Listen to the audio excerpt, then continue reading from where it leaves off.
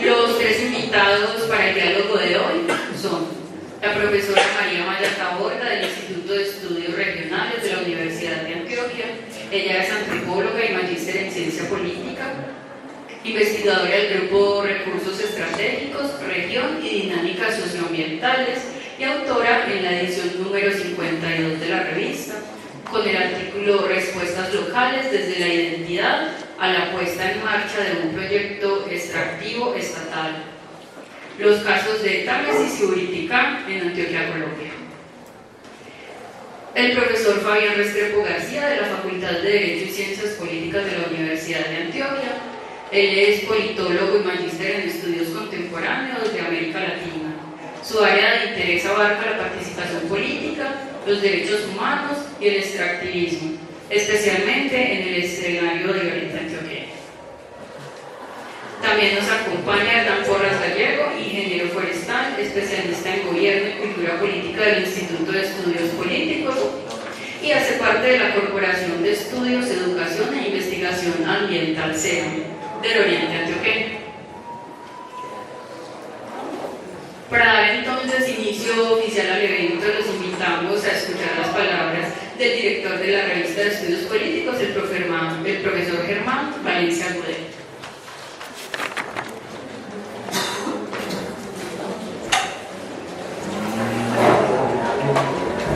Buenos días. Muchas gracias por su presencia en esta mañana. Muchas gracias a nuestros invitados por haber aceptado estar hoy, compartir con nosotros muchas de las ideas que vamos a escuchar, y un saludo a los que nos escuchan hoy por la emisora. Este es un espacio, se llama Revista Abierta, que semestralmente realizamos. Hace un año estuvimos acá, en este mismo espacio, presentando la revista número 50 de Estudios Políticos. En aquella ocasión el tema para el cual fui invitado fue sobre la paz, dadas las dinámicas que estaban trabajando en estos momentos. Algunos de los profesores y de las personas que participaron en la elaboración de la revista tenían unos temas que nos interesaban a todos. Esa es una característica efectivamente de la revista Abierta. Es un espacio de discusión, de apertura al diálogo, de discusión sobre temas de actualidad, porque la revista ante todo es un proyecto vivo y que trata de generar discusiones en torno a aquellos temas que para nosotros todos son fundamentales. En esta ocasión el tema que tenemos son tema extractivo, medio ambiente, la política, discusiones que ustedes podrán encontrar en la revista. Hemos invitado a la profesora María Maya para que nos acompañe. Ella es una de las personas que elaboró un texto donde hace un análisis sobre los casos de Támesis y Uriticá, para muchos conocidos y muy discutido hoy en la realidad política. Y la manera como vamos a encontrar esto y la discusión es que vamos a tener entonces una apertura y una discusión a partir de unas preguntas orientadoras que vamos a realizar. La actividad minera, al igual que la extracción de petróleo y gas, no es una nueva realidad en el país. Sin embargo, en los recorridos del siglo XXI han surgido conflictos en los distintos territorios de Colombia, cuyo factor principal es la implementación de proyectos extractivos de recursos naturales. La dinámica conflictiva pasa por cuestionamientos de los pobladores a la manera de realizar la actividad extractiva. Por ejemplo, minería sí, pero no así. Hasta controvertir la naturaleza misma de la actividad, porque desde esta perspectiva, la minería y el medio ambiente son incompatibles. De allí posturas como no a la minería. Estas circunstancias ponen en discusión, entre los diversos aspectos, la política extractiva del Estado colombiano y, por esta vía, el modelo de desarrollo del país, específicamente la idea de la democracia participativa y la participación local en la toma de decisiones. En esta situación cabe preguntarnos tres asuntos. El primero, y yo creo que aquí es donde vamos a tener la discusión sobre estos tres asuntos que hemos establecido previamente. El primero, ¿debe el país elegir entre política extractiva que busca la producción de riqueza y la conservación integral del territorio. Es esa dupla que hay entre búsqueda de riqueza y protección de nuestro medio ambiente. 2. Cómo afrontar la pobreza que se supone resolverá la riqueza que produce la minería si en todo el territorio colombiano prospera la postura rotunda de no a la minería.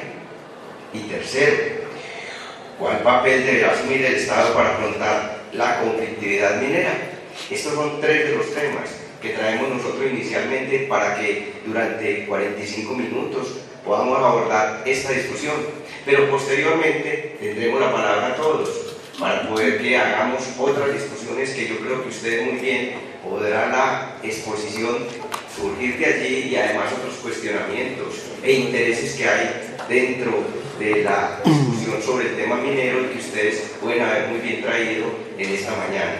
Entonces vamos a tener 45 minutos y posteriormente 45 minutos para que en igualdad de condiciones ustedes como público puedan enriquecer y puedan hacer preguntas sobre este tema.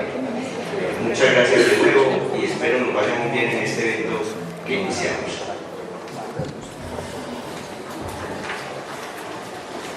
Agradecemos entonces las palabras del profesor Germán Valencia Agudelo, director de Estudios Políticos, la revista. Les damos la bienvenida y desde este momento entonces damos inicio con el orden académico del evento.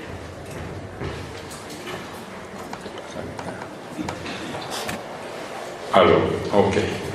Buen día. Entonces, para seguir con el evento, recordar que vamos a tener hasta las 12.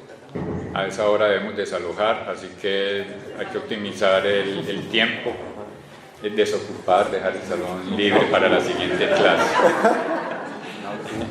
Entonces vamos a tener, como se lo presentó el profesor Germán, ya 3 preguntas que anunciamos. La idea es que por cada pregunta nuestros invitados van a tener 5 minutos para que hagan referencia a esa pregunta y lo que quieran reflexionar sobre ella. Sabemos que esto es un tema que da para quedarnos acá. La idea es un abrebocas, entonces los invitamos a que escuchemos a nuestros invitados, luego las intervenciones suyas y a partir del almuerzo que es libre podemos seguir conversando sobre este tema que es muy interesante. Entonces, la primera pregunta para hacer la primera ronda es sobre, como la leyó el profesor Germán, ¿debe el país elegir entre política extractiva que busca la producción de riqueza y la conservación de la integridad del territorio? Profesora Maya. Bueno, buenos días. Bueno, yo quiero aclarar primero que mi tesis de maestría y todos los acercamientos que yo he tenido al tema de la minería han tratado de privilegiar una perspectiva que se acerca desde lo local a esos problemas. Entonces, eso le da ya pues un matiz particular a lo que voy a decir y es probable pues como que se desconozca un poco, aunque creo que pueden haber como aportes muy valiosos, esa escala pues propiamente nacional o esos aspectos más globales.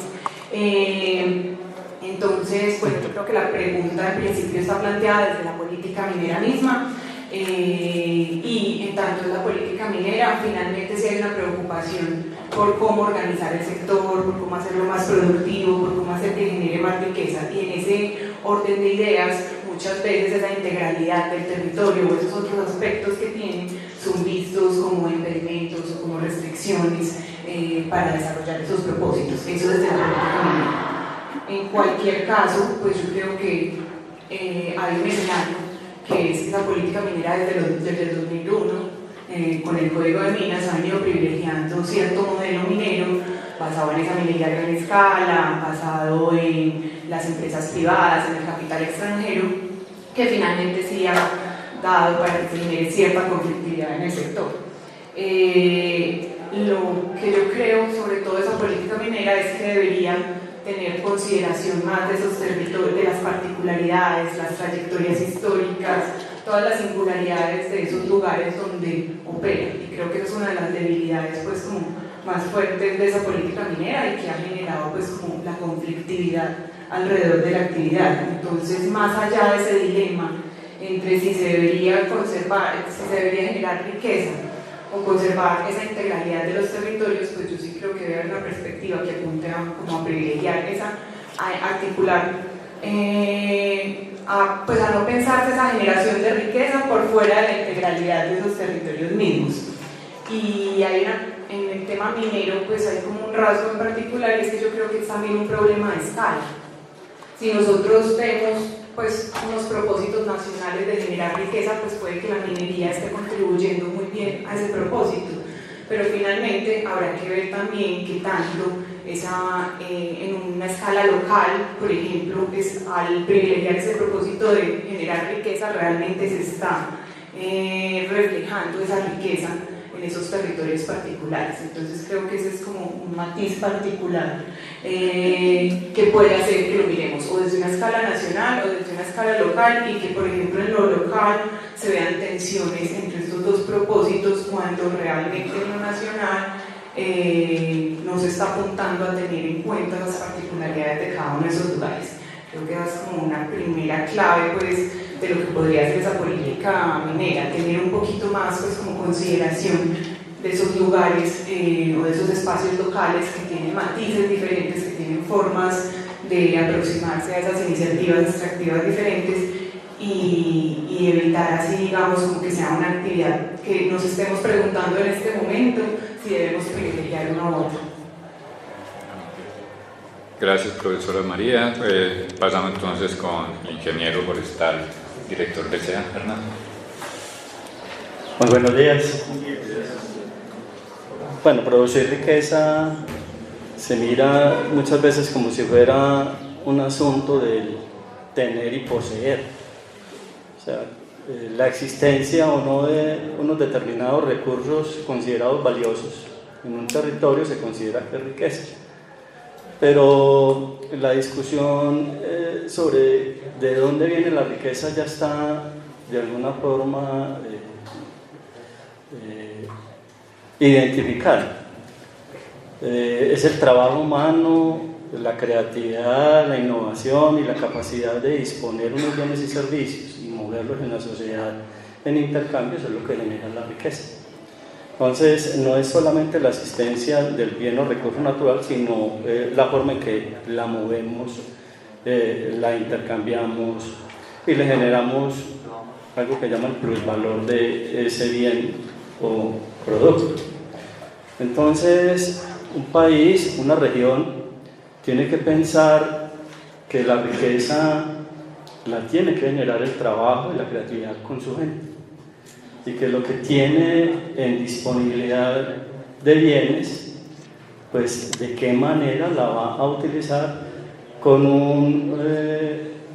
como un principio fundamental que hay que tener en cuenta hoy en día, y es que la existencia del ser humano, de las sociedades, va determinada por la existencia misma del planeta, del funcionamiento de los ecosistemas y de la base natural que tenemos. De ahí pues que el énfasis en el mundo y en las discusiones actuales es de qué manera vamos a cuidar el planeta, donde podamos ejercer nuestra existencia y que le demos permanencia y funcionalidad a la vida en el mismo.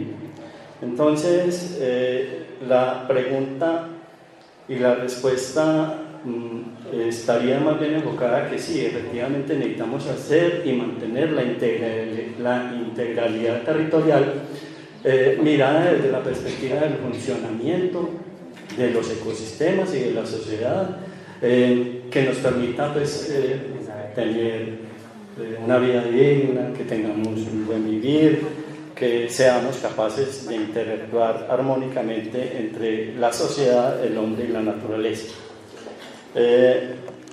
Esto se complica más todavía pues, con postulados y con hechos de cómo funciona la sociedad y cómo nos miran y cómo nos relacionamos nosotros con los bienes comunes, caso el agua, caso el suelo y lo que hay en el subsuelo. Venimos de una historia de saqueo y de miradas que simplemente eso está ahí para que echarle mano al que tenga con qué y pueda hacerlo, y eso configura pues toda una mirada política de intervencionismos y de actuaciones que lo hemos identificado como colonialismo, y hoy en día pues se matiza en otras miradas adicionales que se llama neocolonialismo. Entonces, en esas posturas se identifica toda la corriente extractivista en las que nos movemos nosotros.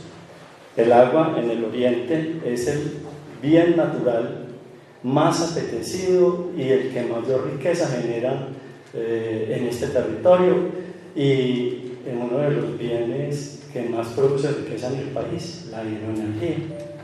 Y son tres empresas las que multimillonariamente tienen beneficios y ganancias a partir de ello. Están EPM, está ISAGEN y está ISA como transportadora de esa energía. Y tenemos en el suelo un extractivismo altamente rentable que poca gente la logra apreciar, sobre todo en este altiplano. La riqueza de suelo que tenemos aquí en este altiplano produce la seguridad y nos da parte de la soberanía alimentaria, no solamente de este territorio, sino también del Valle de Aburrá y el área metropolitana y parte del país. Estos suelos están siendo acabados físicamente, ya pasando de una actividad productiva, agrícola y pecuaria, a una de sembrar edificios en un proceso urbanizador demencial. Tiempo, compañero. Y finalmente está lo del subsuelo, que enseguida vamos a seguir hablando de eso. Gracias, Hernán. Vamos a hacer un pequeño receso porque nos vamos a conectar con la emisora. No cae en la emisora, entonces devolvamos. 5 minutos de fama y estaba fuera de aire.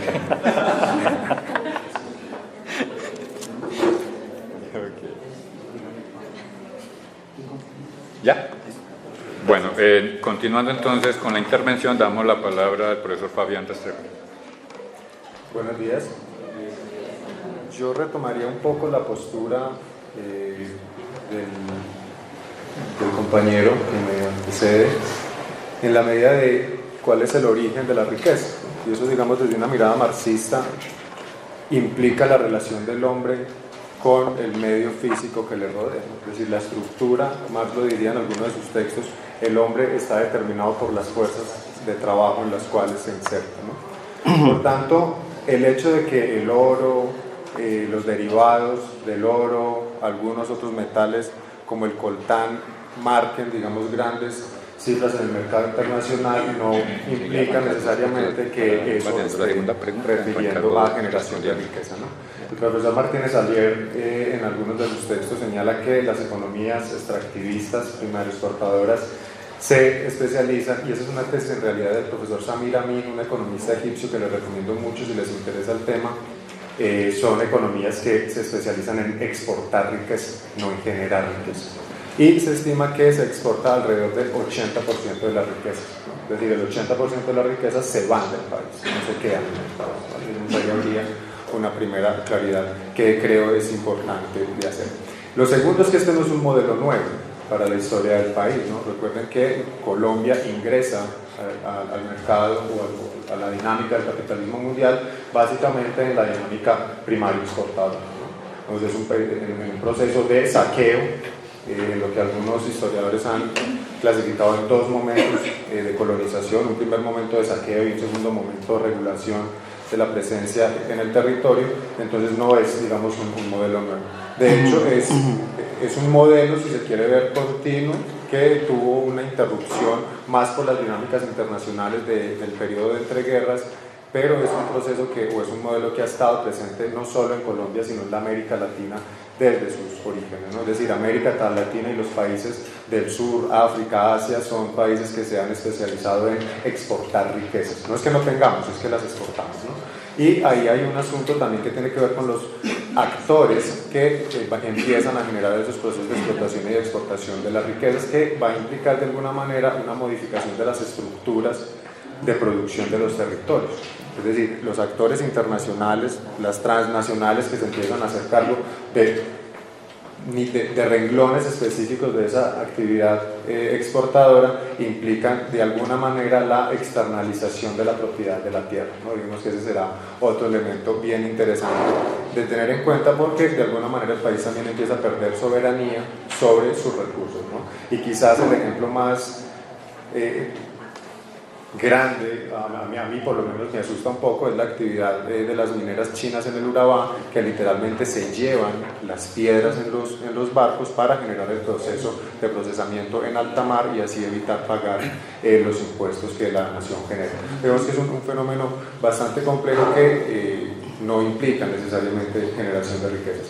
Para irlo bajando un poco el ambiente antioqueño, que supongo para algunos de ustedes ha de ser de interés, cuando uno contrasta las licencias de exploración o explotación de recursos mineros en el territorio, la Unión, Juan, la que más títulos mineros tiene por explotación y exploración, Sonsón, Argelia, Nariño, pues coincidencialmente son los territorios con índices Gini de necesidad de insatisfechas más altos, ¿no? Luego, si uno va a las islas, pues encontraría que hay una dificultad a la hora de pensar la generación de riqueza a partir de la explotación de esos recursos, insisto, básicamente porque no demandan aplicación de mano de obra, o es una aplicación de mano de obra marginal y no calificada. Entonces, digamos, reproduce los anillos de misterio.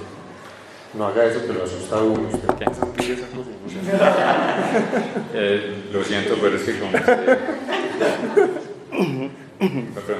pero está funcionando. Buenas palabras, buena noticia. Okay. Para ir dejando en el ambiente, ¿qué es la riqueza? ¿De quién? ¿Para quién? Segunda pregunta, y empezamos con Hernán Porras.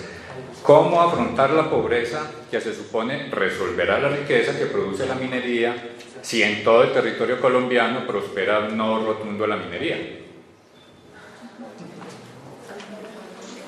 Bueno, de alguna manera no tengo la mirada en el caso del Oriente solo en el tema de la minería. Es un potencial y apenas va, sino llama la atención muchísimo de que la mayor parte de la riqueza en este territorio la ha generado el agua. Que cómo se ha redistribuido esa riqueza en la población, pues de alguna manera la ha puesto fundamentalmente vía transferencias del sector eléctrico y las inversiones, digamos, locales y regionales que pueden hacer las empresas que se benefician de ella. Lo cierto del caso es que el Oriente está replicando un modelo de desarrollo económico que se asemeja y se replica o se tiene como imagen lo que hay en el Valle de Aburrá. Estamos construyendo una sociedad altamente inequitativa, con centralidades definidas en donde se concentra la mayor parte de las oportunidades, y esa pobreza se vuelve periférica. Caso pues de lo que comentaba el profesor ahora sobre Argelia, Sonsón, Nariño, pero tenemos también en toda la zona de congruencia o de la parte baja, donde están las zonas de embalses y bosques. Entonces, en pobreza y miseria tiene el Oriente y en medio de mucha riqueza. La minería aquí en el Oriente, en términos de expectativa, tiene, además de esa media luna que expresaban ahora alrededor de Argelia, Sonsón, Nariño, otra muy fuerte en la zona limítrofe con el nordeste, en todo lo que es la cuenca entre el río Nus y San Roque. Ya saben, la mina gigantesca, tal vez de la mayor capacidad después de Buriticá, que tenemos allá en el nordeste. Entonces hay gente luchando y peleando por ella. La mayor parte de las empresas son canadienses y sus expectativas de ganancia son enormes, y en la negociación para distribuir esa riqueza hay una deficiencia en el aparato estatal y en la normatividad aprobada para que efectivamente la población, tanto local, la subregional, y en la nacional, pues realmente tengamos una participación efectiva, buena, de lo que esas ganancias podrían generar. Entonces, la primera situación que hay que revisar es el país, cómo está montando las favorabilidades de lo que algún expresidente llama los 3 huevitos, de cómo empollaron esos huevitos y a favor de quién está dando la participación de ganancias, y de cómo se concibe la repartición de esas ganancias y se distribuye en la población. Hay una situación no medida y no evaluada que no redistribuye de acuerdo a las curvas de ganancia que esas empresas mineras generan. Entonces, esas oportunidades en los precios internacionales, en el caso del oro, generaron riquezas inmensas, pero a favor de las empresas que las explotaban y las producían, y nunca se retomaron esas ganancias en condiciones claras de repartición y redistribución sobre los territorios, comunidades y personas. Soy de las personas que pienso de que un territorio tiene que definir sus posibilidades y potencialidades, es el dueño del espacio y de las decisiones políticas que le permitan negociar con quienes llegan a trabajarlo y explotarlo, de cómo van a ser las reglas de juego para que haya oportunidades no solamente de trabajo, sino de ingresos a partir de esa actividad económica que se desarrolla allí. Gracias, Hernán. Para seguir entonces con Fabián, volvamos con la pregunta. O sea, si prospera el no a la minería en todo el país, si ese no es rotundo, ¿cómo resolvemos la pobreza? Pues ese sería un buen primer paso, porque se nos quitaría un elemento generador de pobreza. Entonces, a partir de ahí nos podríamos pensar algunas posibilidades de generar recursos. Dato 2016, la generación de explotación de oro, solo de oro, digamos, el extractivismo general tiene muchas otras líneas, solo oro exporta 6,2 billones de pesos y genera impuestos por 116 millones. De eso estamos hablando, más o menos, les decía hace un momento, un 80% de la riqueza se va del país. Luego, no es cierto que cerrarle el paso al sector minero se traduzca en pobreza para los territorios. El fenómeno va por otras partes. El fenómeno implica, como diría Antonio García en un texto ya clásico de los 70, estamos en una economía desintegrada que no logra generar procesos de intercambio, que no logra generar mercados internos, y por tanto muchas de las actividades se quedan concentradas, por lo menos en el sector rural, que es donde se desarrollan la mayor parte de estas actividades, en dinámicas de autoconsumo, ¿no? Que por supuesto implican altos índices de necesidades insatisfechas. Lo otro es que algunas de las alternativas que se vienen planteando al proyecto minero energético pues hacen parte también del proyecto extractivista, y ahí es importante generar conceptos analíticos fuertes que nos permitan delimitar de qué actividad estamos hablando, porque no es solo la explotación de recursos del subsuelo, sino algunas actividades agrícolas de gran extensión, por ejemplo, en lo que se genera hoy en la pampa argentina y boliviana, con cultivos de soya de gran extensión, que hacen parte de los procesos extractivistas, porque cuando uno habla de extractivismo se está refiriendo a una actividad económica destinada a la industria, a la agroindustria, que saquea recursos naturales, ¿no? Digamos, más o menos esa sería una definición, si la memoria no me falla, pues más o menos clara. Entonces, de lo que se trata aquí, insisto un poco con la definición que daba al principio, el hombre condicionado por los medios laborales en los que se inscribe, es cómo hacer para que esa actividad humana, creadora, permita generar procesos de riqueza. Y eso lo quería encaminar en ese sentido para tumbar otro mito, y es lo rural o lo campesino como lo barbárico, ¿no? El campesino como el incivilizado, el campesino como aquel que no genera riquezas, que digamos es otro mito. La agricultura genera riquezas, y hay países que basan sus economías en la explotación de recursos agrarios y son países potencia. Por ejemplo, un tal Estados Unidos, ¿no? Que digamos tiene un asunto a partir de la agricultura de generación de riquezas. Entonces, y yo no conozco por lo menos el primer país que base su economía en un modelo primario exportador que sea un país potencia, ¿no? Los países que saquean los países productores de minería, sí. Canadá, que explota el oro de Colombia, sí. Estados Unidos, que explota el oro del Perú, sí. Pero no son los países que a quienes explotan, quienes generan riqueza. Entonces, digamos que hay un asunto también a la hora de desmitificar muchas de esas actividades que pueden llegar a generar una relación más productiva entre los tres medios de producción clásicos: capital, tierra y trabajo. Es que de eso estamos hablando, no nos estamos inventando nada nuevo. ¿Cómo hacer para que la distribución de tierra y capital emplee mayor mano de obra? Creería que esa sería la clave para resolver esa inquietud. Gracias, profesor Fabián. Profesora María Maya, ¿cómo hacemos para resolver la pobreza si el no rotundo de la minería progresa?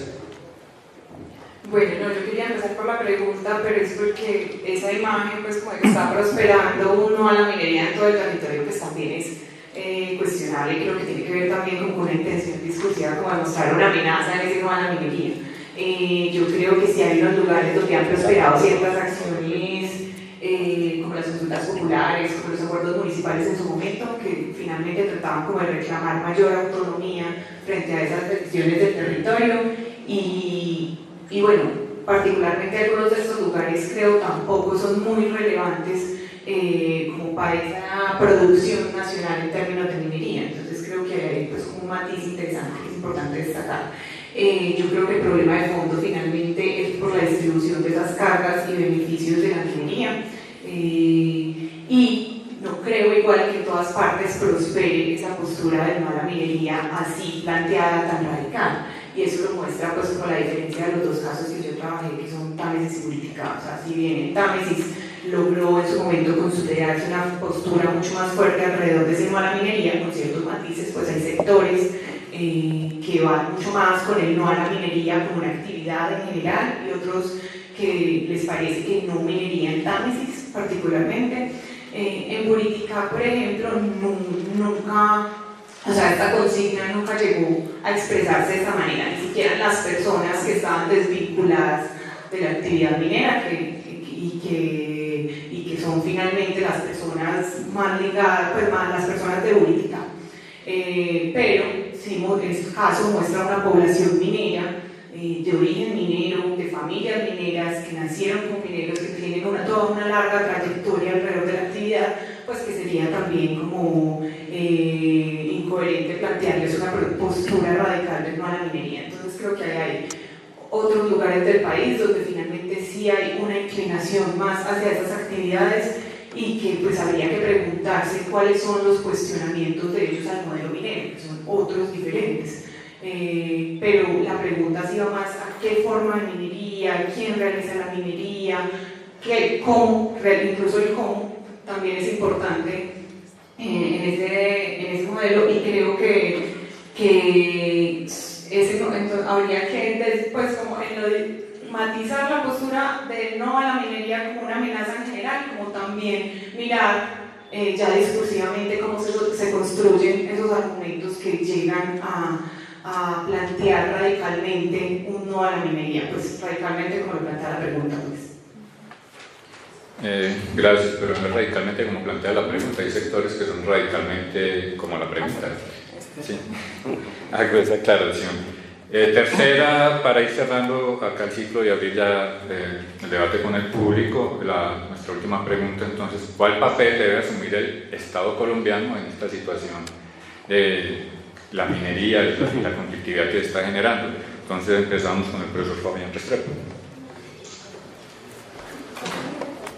El lugar donde se desarrolla este tipo de actividades suelen ser lugares rurales. Esa es una primera condición más o menos general.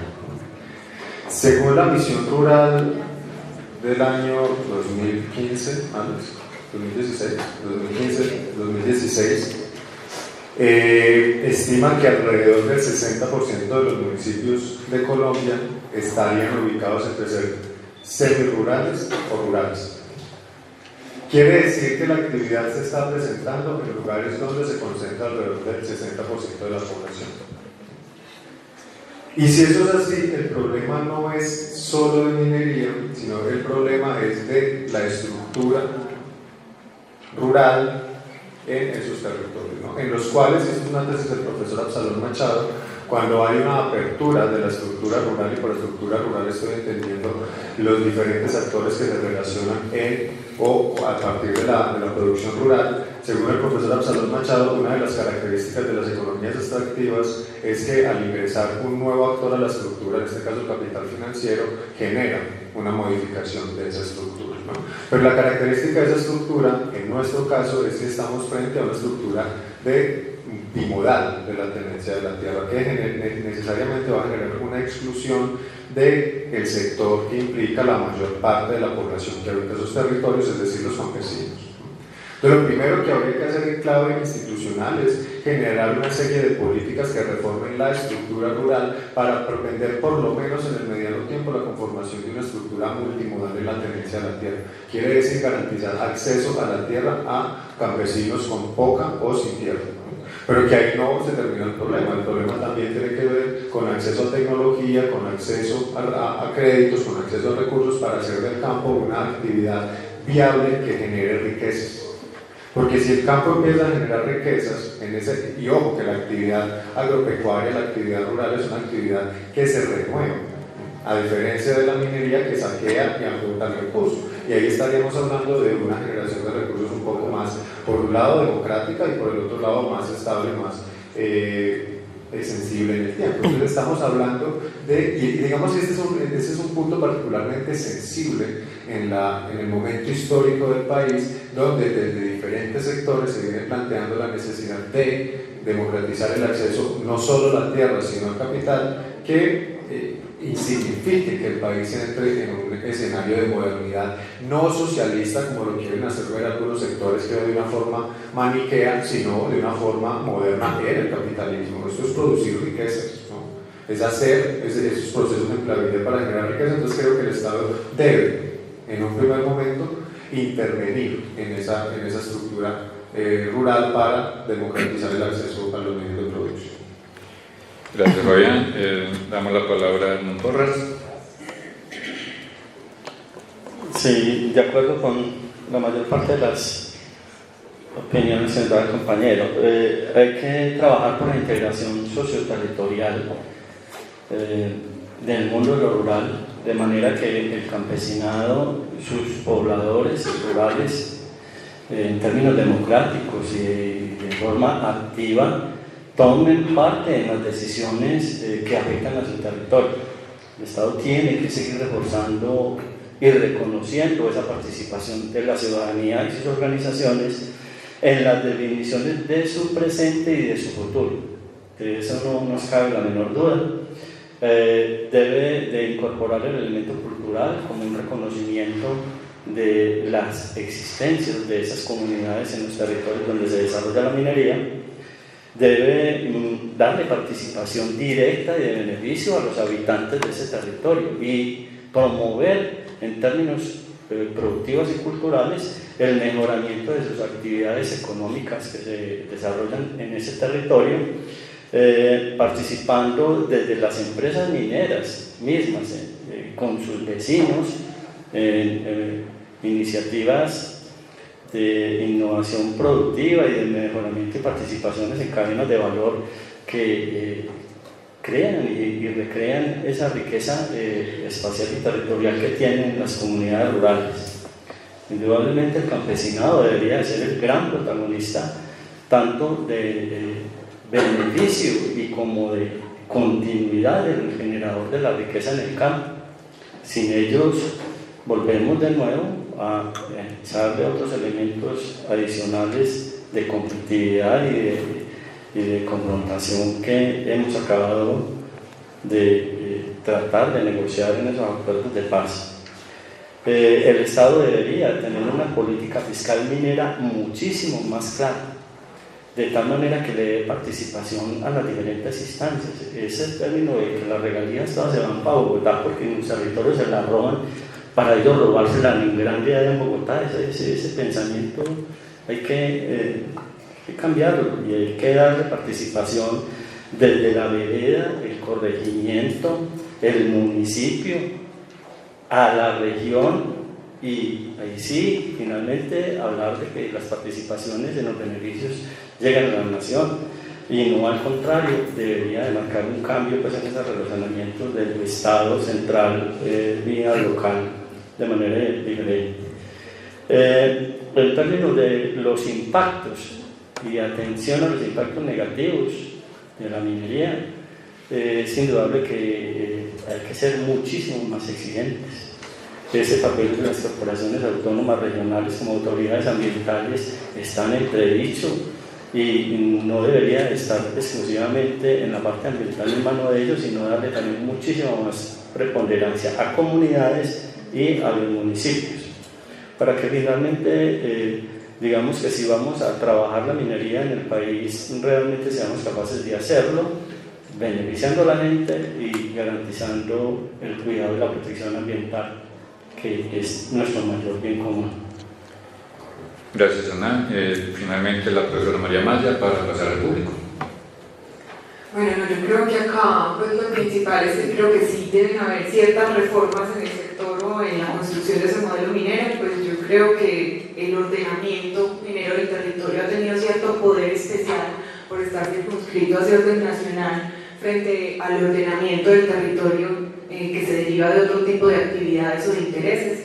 Y creo que puede, pues que en concreto podría plantearse eso de dos maneras. Pues primero hay unos esquemas unificados pues como de lectura de ese territorio que no permiten tener en cuenta esas características, esas particularidades y singularidades locales. Entonces en ese sentido creo que desde esos mismos momentos de, por ejemplo, de la titulación minera, debería también considerarse otros aspectos que hay, pues no organizar todo un territorio de acuerdo a lo que hay en el subsuelo, sino también tener en cuenta, por ejemplo, esos elementos del suelo, y creo que eso es importante como para promover una articulación más efectiva entre diferentes posibilidades. La otra es fortalecer diferentes propuestas de articulación de esos diversos niveles territoriales del Estado, y eso es importante porque muchas sentencias de la Corte alrededor de estos temas mineros pues han apuntado a que hay que fortalecer esos mecanismos, pero todavía pues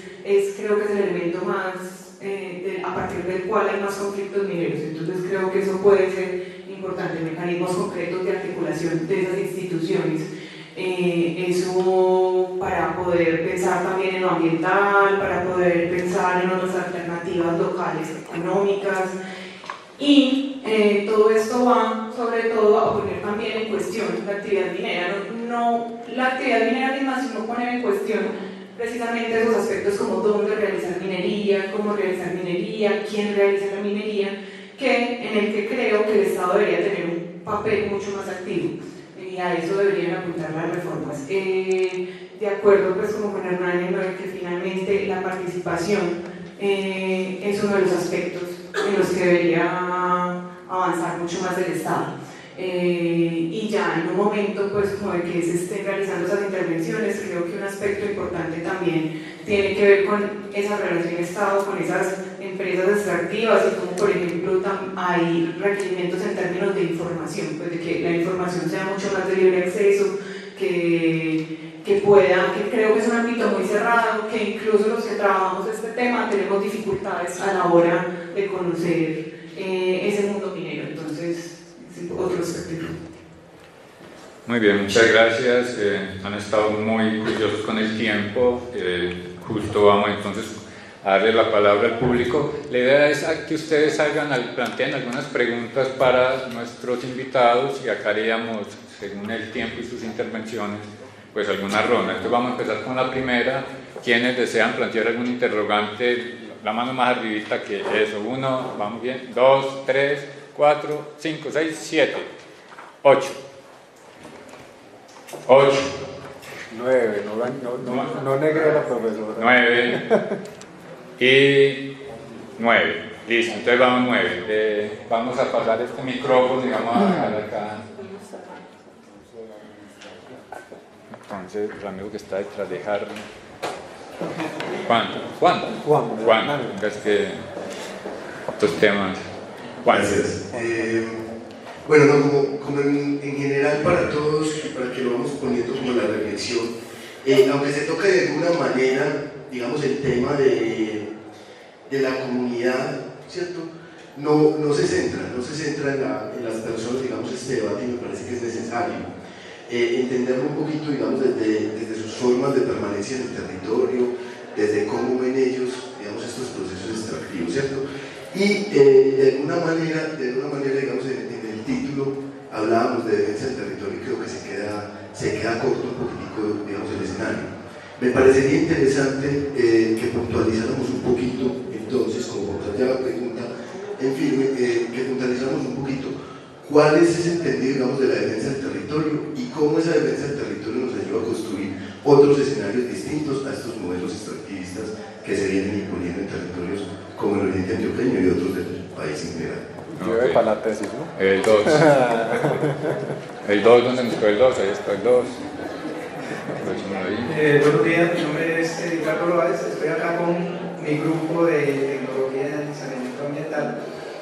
Pero continuando con lo que dice el profe, yo lo tomo desde la perspectiva de la salud pública. Listo, bien todo el proyecto, todo lo que hablan del proyecto minero, pero lo que viene detrás, que nos ha mostrado que llega el alcoholismo, consumo de sustancias psicoactivas, violencia, y que eso no se ha tomado absolutamente nada. Ok. El 3, Edwin, acá, no, tú y luego estudiantes de la maestría, Juan de secundita, démosle prioridad a los nuevos invitados. Bueno, ella y luego Edwin, sí, bueno, yo quería hacer referencia un poco a como estaba estructurada la primera pregunta, y era que si el país debería elegir entre la minería, pues generar riqueza a partir de la minería, o debería propender por las políticas de conservación. Pues creo que es una pregunta un tanto dicotómica, pero también quisiera ver de qué manera se entienden esas políticas de conservación, en el sentido en que hoy en día incluso esas mismas políticas lo que hacen es limitar el acceso a las personas, a los grupos locales en ese entorno. Entonces era como retomar verdaderamente las políticas de conservación darían solución a las problemáticas locales de acceder al territorio, no un poco como es. Ok, gracias. Bueno, mi pregunta va en torno a esto.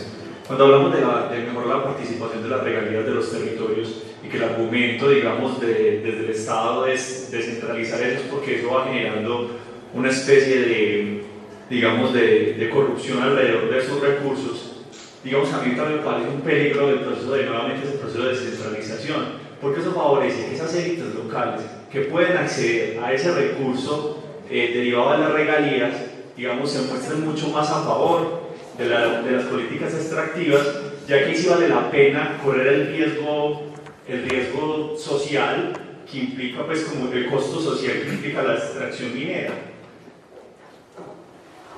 Pero no está respirando. Listo. Entonces eso, no corremos el riesgo con mejorar la participación, digamos, en términos, es decir, habría que redefinir esa idea de la participación en esos presupuestos, que no sea en tanto se esté en manos de las administraciones locales, sino que los territorios tengan una participación mucho más directa en esos recursos, para que así los gobiernos locales y las élites locales no se muestren a favor de esas propuestas para poder acceder a ese recurso de la regalía. Es como una especie de pregunta, pero a la vez es como una... ¿Estás hablando contigo a mí, Edwin, o ya? 5, 6, ¿dónde están el 5? No, el 5 acá, ok. No, el señor, porque él va a hacer requisitos. Tenemos 10 la primera y cerramos. Muchas gracias. Mi nombre es Jeremías Angarita Acevedo, soy geólogo, soy de Bogotá, vivo en Medellín. Creo que hace un tiempo conozco a la doctora María Maya. Yo no quiero, la preguntita que tenía me la quitaron por allí. Sí, el planteamiento es o apoyamos una minería extractiva loca o tomamos posiciones para proteger el medio ambiente. Yo parto de esto. Nos vendieron una idea y nos la comimos todos los colombianos. Colombia minera. ¿Cuánto hay de mito y cuánto hay de verdad? Trabajé como asesor en la Contraloría General de la República y tengo la información del mapeo de la titulación minera en los gobiernos del doctor Álvaro Uribe Vélez. ¿No la pasa? Ah, sí. Y del doctor Juan Manuel Santos. Esa también. No quedó hueco sin titular. Y como algunas se concedieron en áreas de restricción minera, en este momento tenemos algunos pleitos en contra del Estado. Ahí sí somos Estado. Porque hay otra cosa que pongo en conocimiento de quienes no lo conozcan, aunque creo que lo deben conocer, es que quienes hacen el código de minas son particulares. Es un abrupto, trabajan con las multinacionales. Hablaban ahorita de que si está aumentando de nuevo la minería. Yo creo que sí, por lo menos la conciencia de la gente en cuanto la beneficia está aumentando. El caso de la Colosa, les doy, esta es una noticia que ojalá no se dé en la realidad. Los dueños de la Colosa, Anglo Gold Shanty, están lo más tranquilos que desde el principio. No les han dejado ejercer la minería ahí, y apenas lógico que no se los dejen, pero ellos están esperando que el fallo se dé, porque van a ganar mucho más con lo que les vamos a indemnizar por no haber podido ejercer la minería. Eso es un dato que recibí en estos días de uno de los funcionarios de Anglo Gold. Vas precisando la pregunta porque necesitamos No, por favor. ahí termino yo, pues, porque yo básicamente, la pregunta era esa, pero yo quiero reforzar lo que los exponentes muy sabiamente nos dijeron. Muchas gracias. Usted muy formal. El 6-7, ¿dónde íbamos? Ahí atrás, mira, ahí atrás. Gracias. Buenos días. Mi pregunta va hacia el cambio de vocación.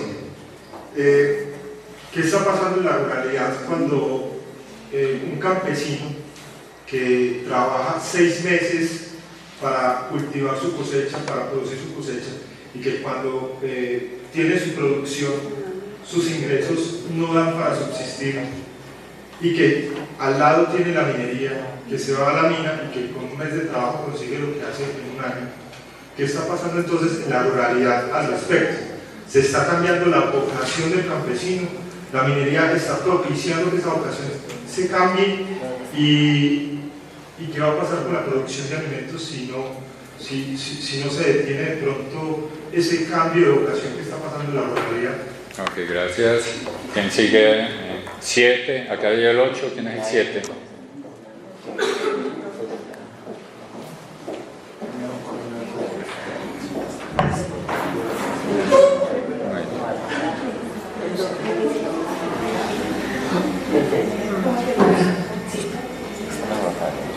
Bueno, mi pregunta, tengo muchas preguntas, pero no hace va orientada como a lo que dice el propio Fabián acerca de que la minería, más que ser una fuente de superación de la riqueza en este país, ha sido una fuente de...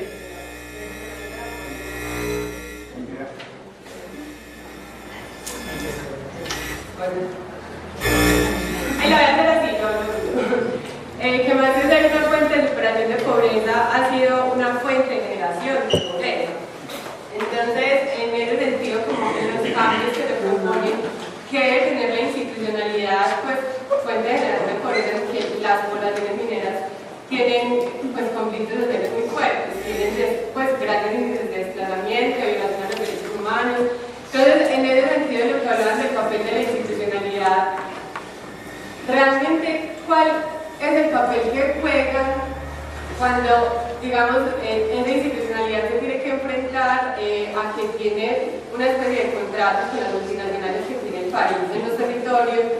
¿Cómo puede conversar en institucionalidad, digamos, cuando vaya a realizar reformas reales que puedan generar cambios significativos en el territorio en cuanto a violación de derechos humanos, sin entrar en choque o tener el tipo de sanciones, por ejemplo, las que nos hablaban ahorita con la Colosa, por, digamos, excluir a las multinacionales de los territorios o generar que en el mismo territorio puedan ser las personas, o de los territorios históricamente mineros, sean las personas que han trabajado la minería desde, pues, siempre, sean ellos los que vayan a generar como la riqueza en la materia minera en el país y no necesariamente las multinacionales. ¿A qué sanciones o a qué se puede enfrentar como la institucionalidad en ese país cuando decida, pues, como tomar este camino? Gracias. Estamos sin sonido por ahora. 8.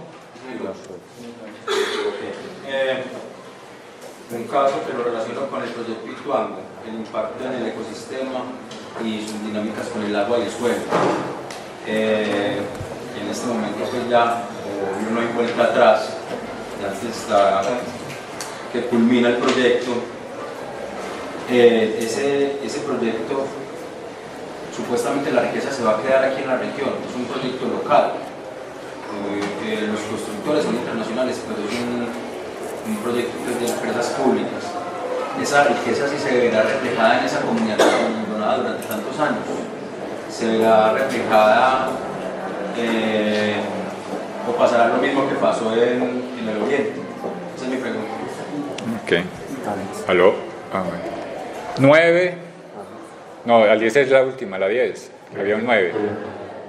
Ah, no, entonces 10 a Liz. Y ya pasamos acá. La profe Alice allá atrás, sí. Había contado 10. Ah, 9. Yo tengo dos preguntas.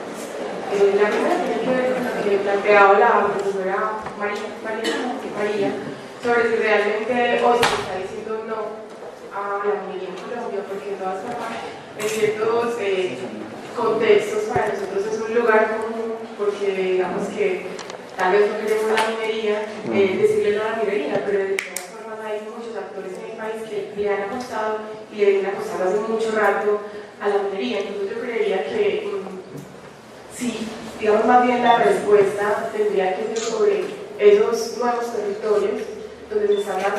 Les voy a dar ya 7 minutos para que contesten las que, porque todas no se pueden. Listo, 7, para que contesten de todo esta generalmente pues como la discusión se da en torno a la exploración minera. Y sabemos que esa actividad minera hay un gran periodo, pero antes incluso puede durar hasta 11 años de exploración. Y en la fase de exploración hay muchos cambios territoriales, culturales, en términos de vocación productiva también. Entonces, como qué experiencia se ha tenido por parte pues, como del trabajo que ustedes hacen en esas fases de exploración. Es claro que tenemos problemas con los sistemas de información mineros, sin embargo, Catastro Minero ya ha sacado, digamos, entre comillas, muy buena información de títulos, pero todavía no es claro el asunto de la exploración en muchos de los nuevos territorios mineros. Y sabemos también que en fase de exploración se puede comercializar. Entonces yo tengo una duda, pues no sé si de pronto ustedes me la pueden resolver, y es ¿hasta qué punto se puede declarar ilegal o no la comercialización que algunas mineras hacen en fase de exploración? Hay mineras que hoy pueden hasta sacarse una libra de oro, por ejemplo, en un año de exploración. Eso como se está tratando en este momento jurídicamente. Y, bueno, atrás, bueno, sí, frente al sistema de regalías, ¿sí? Que pues el profe, sí, aquí está atentamente tomando nota. El profe pues hacía como un llamado a la necesidad de pensarse en un sistema de distribución de los recursos del sector minero, donde hay una participación territorial. La exposición de motivos del gobierno nacional para el nuevo sistema fue precisamente pues como el problema de la concentración, de la poca pertinencia de los proyectos, además de la corrupción y la ilegalidad. Pues no solamente corrupción, sino una, yo le diría, no sé cómo se llama, exportación de regalías, ¿cómo se llamaría? Es que en un territorio no declara sus regalías, porque por ejemplo hay territorios antioqueños que están declarando regalías en Chocó, por ejemplo. Sí. Entonces, la pregunta es si el nuevo sistema es problemático porque no lo resuelven territorialmente, o si el nuevo sistema es problemático porque realmente las reglas de juego de los territorios mineros son otras. los actores son otros. El Estado tiene un rol diferente en esos territorios. Sabemos que en gran parte de los territorios mineros hay otros poderes, hay otros, no sé, los territorios le llamaría otras, como para estados, puede ser. Irene, ¿cómo le llamaríamos a eso? Hay otros actores que tienen poder y que toman decisiones en el territorio. Y que el código minero puede ser muy bonito, si el presidente gobierna la paz con el nuevo código, pero en los territorios hay otras dinámicas muy diferentes. Entonces, la pregunta, profe Hernán, es si realmente volver a esa distribución territorial no, digamos, aumenta la posibilidad de incidencia de esos paraestados o de esos poderes alternos, yo creo que ni siquiera las élites, porque sabemos que son actores que están asociados a las mafias, a la ilegalidad y a la fuerza de las armas, y que eso pues también hay que decirlo en el sector minero, que también toman decisiones. Y lo otro, frente al tema de la pobreza en la minería, que pues hablan decía la pobreza genera minería y la minería genera pobreza. Mi pregunta es si el problema de la pobreza es la actividad económica en sí misma, ¿sí? O la forma, ¿sí?, como se distribuyen los recursos y la actividad económica, pues, porque en los periodos donde menos extractivismo hemos tenido en Colombia, las dinámicas en términos de pobreza han sido iguales, ¿sí? Es decir, en Colombia el problema en términos de pobreza puede tener otras explicaciones muy diferentes a si se hace minería o no se, si se hace minería o no se hace minería, o si se hace agricultura o no se hace agricultura, o si se hace industria o no se hace industria, es decir, cómo se genera valor y cómo se distribuye valor en los territorios colombianos. Ahí cerramos. Muchas gracias, profesora Liz. Cerramos esta primera ronda. Los invitados van a tener generosamente 7 minutos para que se refieran a esas intervenciones. A ver si posiblemente nos queda algo de tiempo para hacer otro. Profesora Maya. Bueno, no me voy a concentrar como en las que creo que mejor, pues que más respondo. La primera era cuando preguntaban pues como por las personas en todo esto. Yo creo que pues mi trabajo iba muy hacia allá y sobre todo estaba enfocado en, digamos, la alusión a ciertos componentes identitarios en estos contextos de conflictividad. Entonces, por ejemplo, en Támesis, pues una de las, digamos, estrategias pues, o de esas acciones de las personas han estado marcadas por un fuerte componente identitario. Entonces, como darle mucha fuerza a toda esa imagen pues como de lo campesino, del que tiene un vínculo fuerte con la tierra, a componentes locales del territorio que digamos permitan destacar otro lugar en ese orden nacional.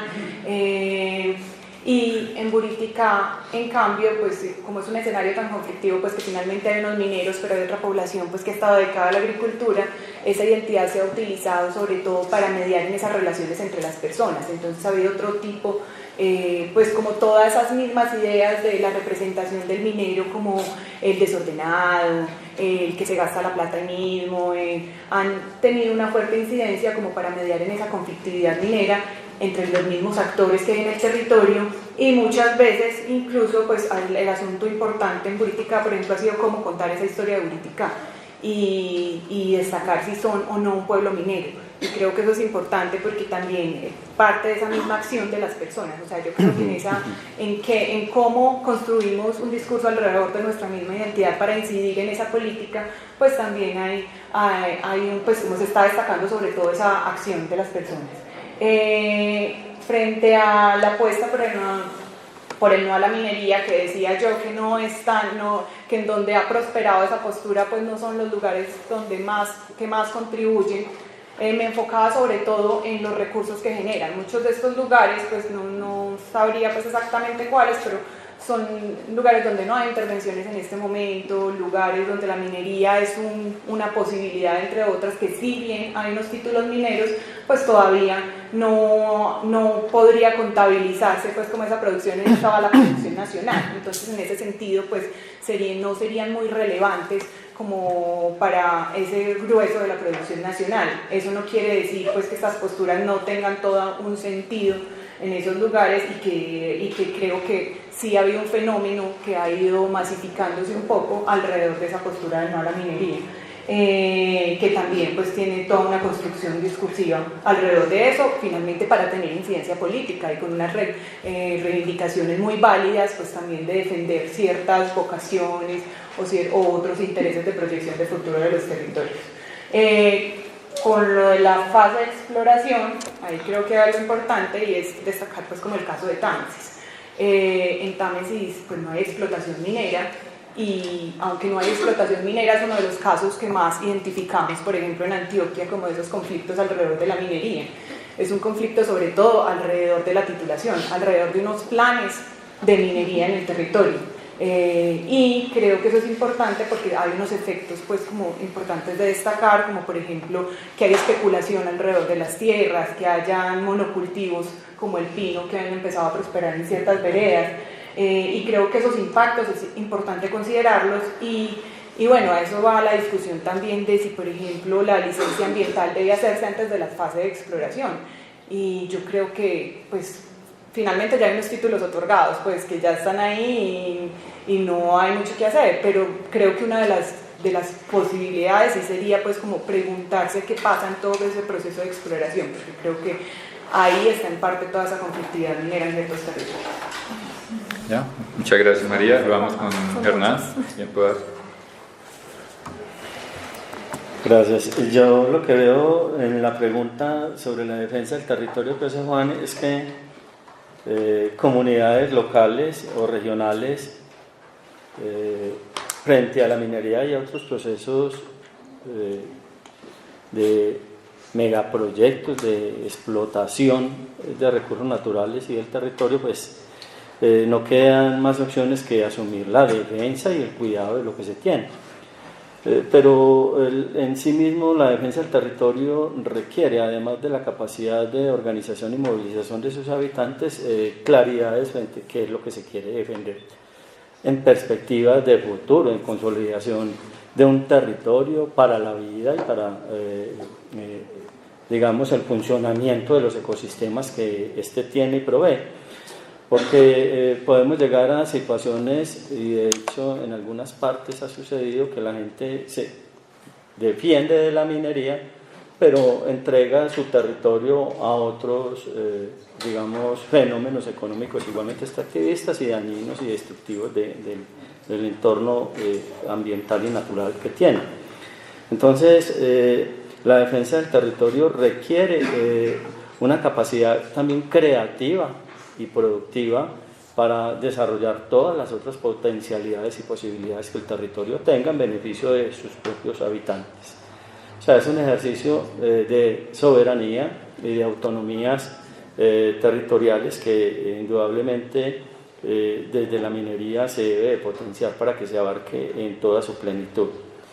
La minería genera una cantidad de problemas asociados a la salud pública, contaminación de aguas, aire.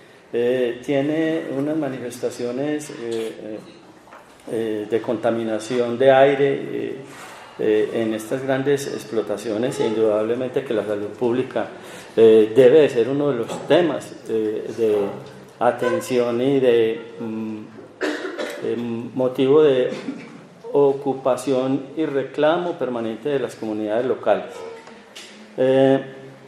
Pero también esa dicotomía que expresaban frente a la conservación y la minería, el país la ha tratado de resolver declarando unas áreas especiales de protección o excluidas de la minería. En el caso del Oriente, Cornare creó una cantidad de áreas estratégicas de protección, en casi todas ellas distritos de manejo integrado y algunas reservas forestales, que indudablemente hay que tratar de extenderla a otras áreas igualmente estratégicas, ¿cierto? Llanuras de inundación, riberas de quebradas y ríos, pequeñas áreas estratégicas locales de cuidado y conservación deberían de ser incluidas allí, y los municipios desde los PBOTs y POTs y esquemas de ordenamiento territorial pues deben delimitar con precisión cuáles áreas son las que permite o se da facultad para que se desarrolle la minería y cuáles no. hay mucho por construir desde lo local. Eso de lo local es una de las debilidades, de los talones de Aquiles que tenemos en la construcción, digamos, de democracia,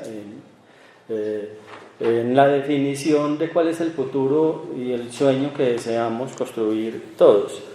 Entonces, a partir de allí, uno diría que si tenemos comunidades capacitadas, formadas, conscientes, deliberantes, participativas en la toma de decisiones de lo que les afecta, pues podríamos atender varias de las preguntas o inquietudes que aquí se hicieron.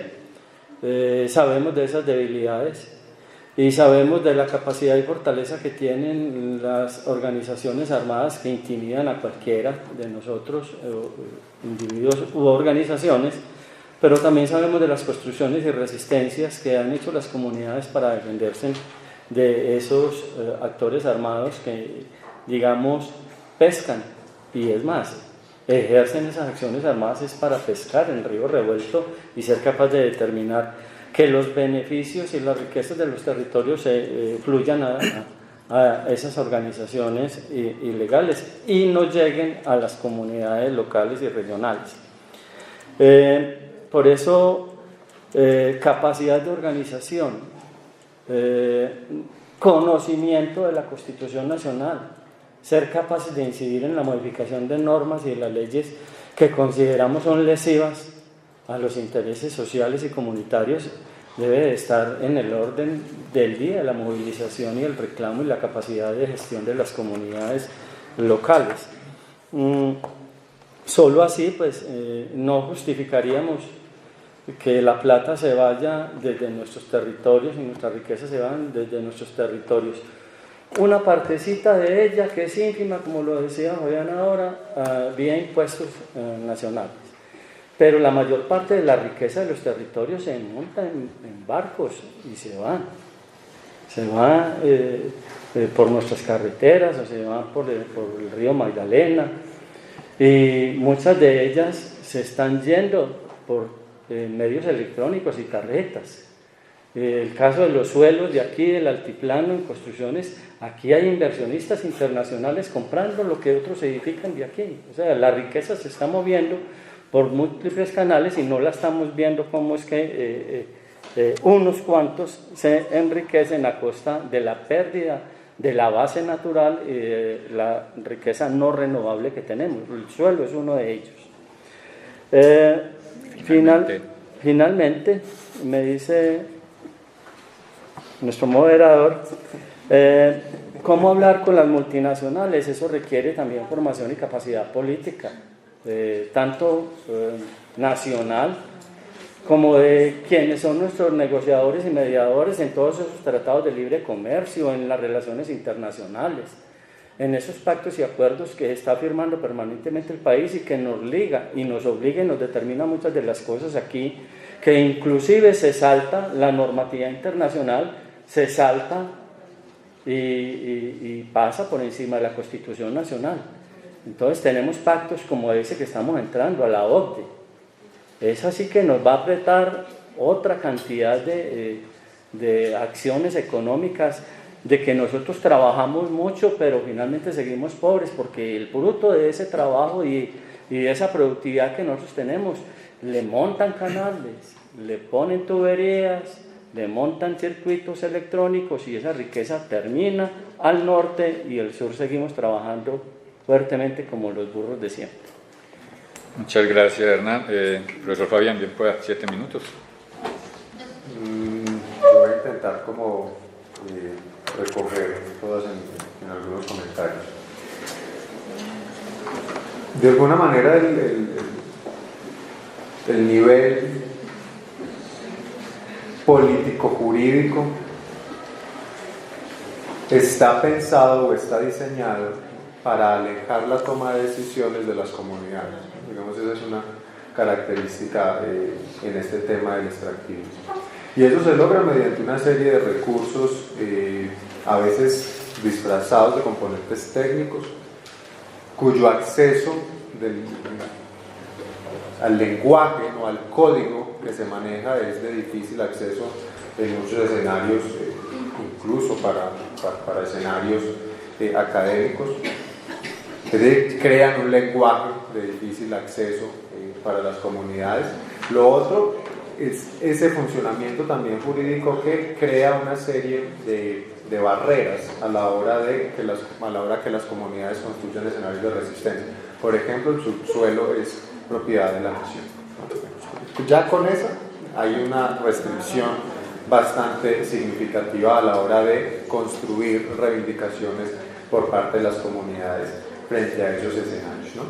Tiene que ver con, y siento que es parte no solo del problema en torno al extractivismo, sino del problema en términos generales del país, y es por supuesto la cooptación privada de los organismos del Estado, ¿no? Que eso puede pasar por la corrupción, que eso puede pasar por lo que la profesora Alex planteaba hace un momento, que lo defiende el profesor Gustavo Duncan en algunos de sus textos, unos señores que son capaces de controlar los territorios y todas las expresiones de poder en sus territorios, ¿no? Política, económica, militarmente, controlar esos territorios.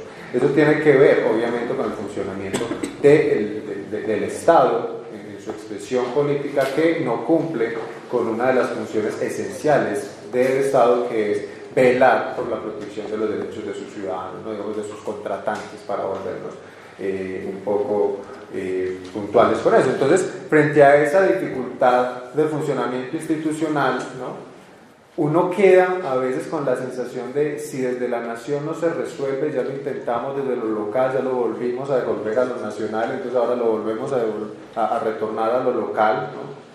Como si el tema fuera en qué lugar se van a quedar los recursos, ¿no? ¿Qué tipo de élite se va a apropiar de los recursos? ¿La élite local, regional o la élite nacional? ¿No? Digamos, un poco queda uno con esa sensación. Ahí habría un lugar de entrada, por supuesto, ya el profesor lo mencionaba hace un momento, y eso por supuesto es más fácil decirlo que hacerlo. Juan, vos que sos un correcaminos en este Oriente Antioqueño, lo sabes, los procesos de organización social, de base, pues han sido complejos. Este territorio particularmente tiene una historia de eliminación física, persecución, exterminio de la lucha social, de la lucha civil. Habrá, por supuesto, el movimiento cívico del Oriente Antioqueño, que fue la respuesta de unas élites económicas, políticas, con poder militar, que terminaron por exterminar un movimiento social que se construyó por defensa del territorio, y que esas élites hoy retoman su proyecto minero energético para, ¿no?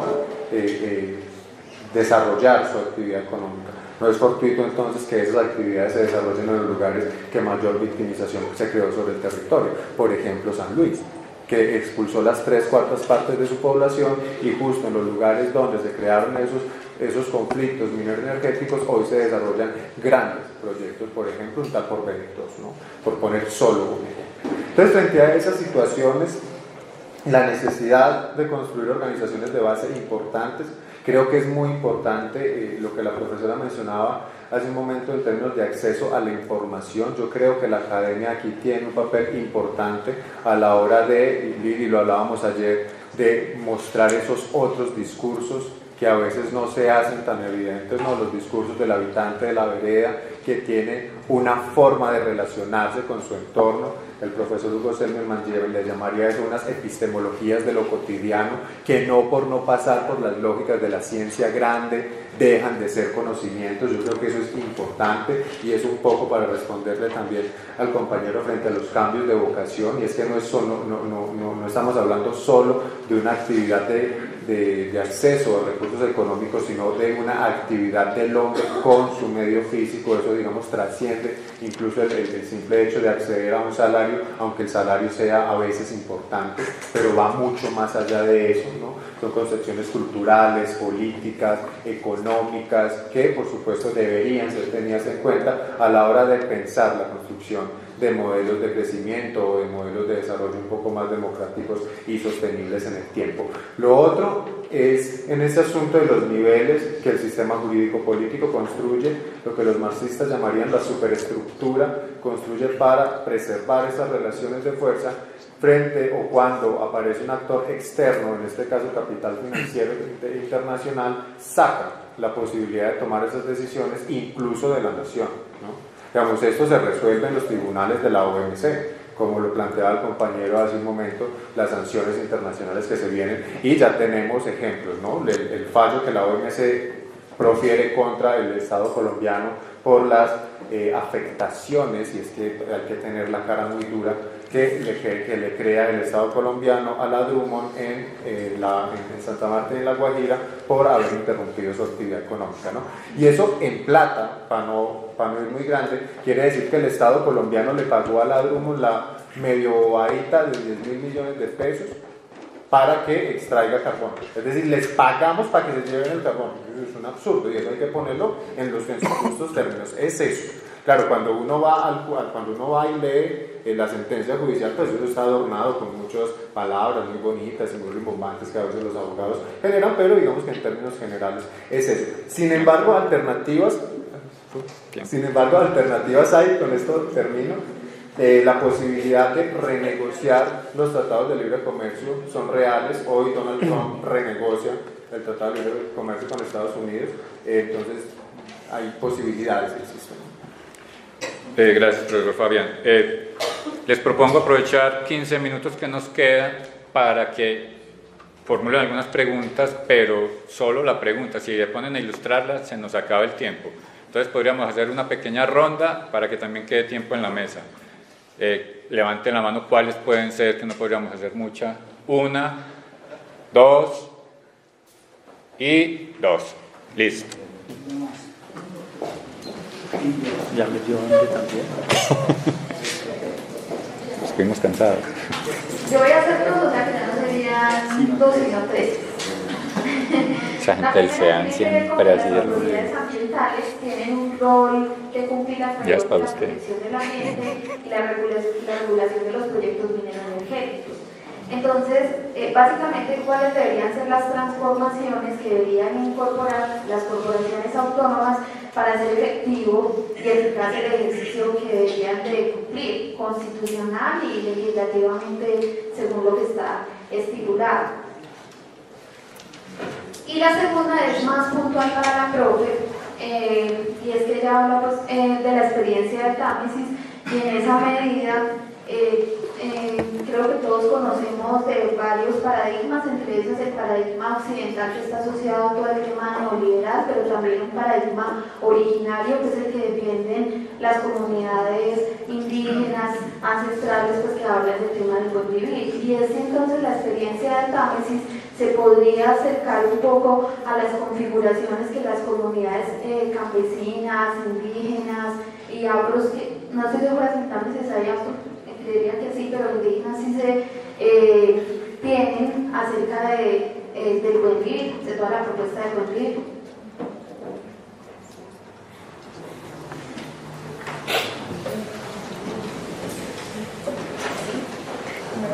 Mi pregunta es ¿para quién van dirigidas, o sea, quiénes van dirigidas las riquezas que, pues, de las políticas de la economía extractiva? Y también quiénes apoyan eso, también basándonos en la experiencia de la profesora, dado pues que también debería haber un cambio de conciencia en la gente, en los habitantes de los pueblos mineros, dado las culturas y pues la relación con la que crecieron respecto a eso. Entonces, ¿quiénes apoyarían esto? Porque ya están los principales afectados en salud pública, son los pueblos mineros. Entonces, ellos son los que deben apoyar esto. Ese rotundo no a la minería. Entonces mi pregunta es ¿para quiénes va la riqueza y quiénes apoyan eso? Muy bien. Cerradas entonces las preguntas, vamos a la mesa porque el tiempo, no estamos sobre el tiempo, lo siento, por eso les dije que las palabras, vamos a la mesa para optimizar porque acá vamos a salir y si nos paramos del tiempo ahí sí nos desalojan, entonces la idea es que salgamos, no que nos desalojen. Fabián, empezar para que no pues estamos por la profe Maya. Yo voy a utilizar la metodología que la profesora utilizó hace un momento. Es que este suena mejor. Dale con el que resuelvo más fácil. Sí. Yo la parte de las corporaciones autónomas sí se la pienso dejar al profesor que sé que tiene digamos más conocimiento al respecto. Algunas consideraciones, ¿no? Quizás más desde el sentido común y desde haber transitado estos escenarios. Ojo con exaltar más allá de sus justas proporciones la participación de las comunidades en estos escenarios, ¿no? Que uno a veces tiene la sensación de en todo escenario que participan las comunidades pues van a decir no, le van a poner un freno a esto, ¿no? Uno también aquí se juegan posturas frente a la vida, uno se juega posturas políticas en estos temas, y no puedo dejar de pensar, Juan, yo creo que coincidimos en ese escenario, en la audiencia ambiental que se le hace en el municipio de San Carlos a Porvenir II. Y el escenario era bastante particular, ¿no? Isagen lleva a San Luis una serie de infraestructura, arregla unas escuelas, hace unas cosas y de alguna manera condiciona a una parte de la comunidad para la construcción de Porvenir II. Y lo que hicieron fue ponerlos a pelear. Los campesinos del lado de San Carlos peleando con los campesinos del lado de San Luis, y Isagen tranquila y oriunda porque sabía que la decisión no pasaba por ese escenario, ¿no? Pero en todo caso poner o suponer esos conflictos pues allana el camino para que algunas de estas políticas o de estas transiciones ocurran. Frente al lugar donde se dirigen los recursos, en términos estadísticos, por lo menos en la última década, casi el 60-70% de los commodities están siendo absorbidos por la economía china e india, que digamos es hoy por hoy la economía de mayor demanda de este tipo de materiales, ¿no? Bajo una forma de producción que no se sostiene en el tiempo, es insostenible, ¿no? Martínez Aliar le llama eso la industria del Kleenex, ¿no? Producir barato escenarios que se desechan rápido, ¿no? Entonces producir camisas que duran 2 puestas, producir carros que duran 6 meses, bajo esa lógica, ¿no? Que entra a competir en un escenario de comercio internacional donde la industria china logra posicionar productos en capas sociales donde antes no se podían generar esos niveles de consumo, pues han saturado el sistema. Y eso tiene que ver con procesos de movilidad, y eso tiene que ver con procesos de sostenibilidad, incluso de las ciudades, que empiezan a mostrar una relación necesaria, pero que a veces, o por lo menos no tan estudiada en nuestros contextos, y es la necesidad de pensar de una forma articulada y compleja lo urbano, lo rural, la producción rural y el extractivismo, ¿no? Porque las estamos asumiendo como asuntos por separado, que no tienen que ver bajo una mirada metropolitana, bajo una mirada centralizada en la lógica de lo urbano como aquello moderno desarrollado, lo rural como aquello barbárico, como aquello escenario a modernizar. Y quizás el llamado, incluso desde lo teórico, por lo menos desde la ecología política, el llamado es a entender que el ser humano tiene una relación inevitable e ineludible con el medio físico que le rodea, y el medio físico que le rodea no es solo el lugar donde habita, sino el lugar en el cual la vida misma se desarrolla. Entonces pensarlo en esos términos implica pensárselo en niveles también de los equilibrios necesarios de construir, y eso es esencialmente político. Ojo, eso no es una situación que compete exclusivamente a la ingeniería ambiental, a la geografía, es un asunto básica y esencialmente político. Quizás lo que más amenaza hoy la existencia del modelo económico imperante sea el tema de la ecología, no la lucha de clases. Gracias. Muy amable, Fabián. Profesora María.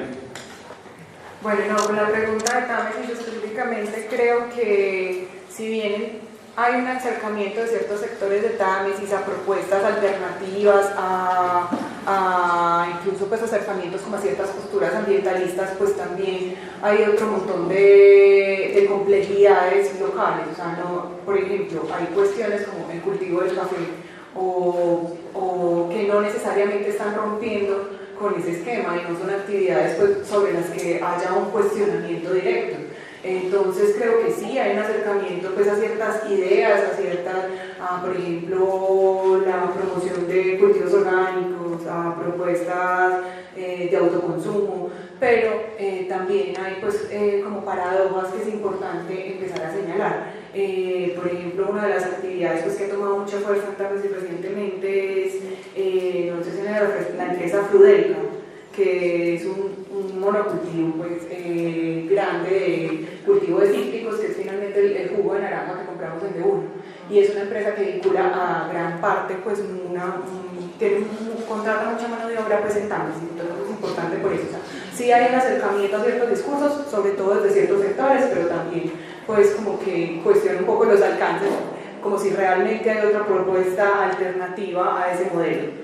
En el caso, bueno, la otra pregunta que estaba dirigida a mí, no la entendí mucho, era la de las poblaciones mineras. No sé si puede haber alguna aclaración, si queda tiempo. No queda tiempo, te toca interpretarla. ¿Quiénes apoyan? El rotundo no, a la minería. Pues yo creo que ese rotundo, pero el rotundo no se ha dado sobre todo en poblaciones que son generalmente han tenido una trayectoria agrícola y que insisto, han estado afectadas sobre todo por la titulación minera, o sea, todavía no hay actividades en estos lugares y creo que ahí ha prosperado mucho más fácil esa postura, lo que no significa pues que sea en todas partes lo mismo, pero no sé, pues más complejidad. Hernanda.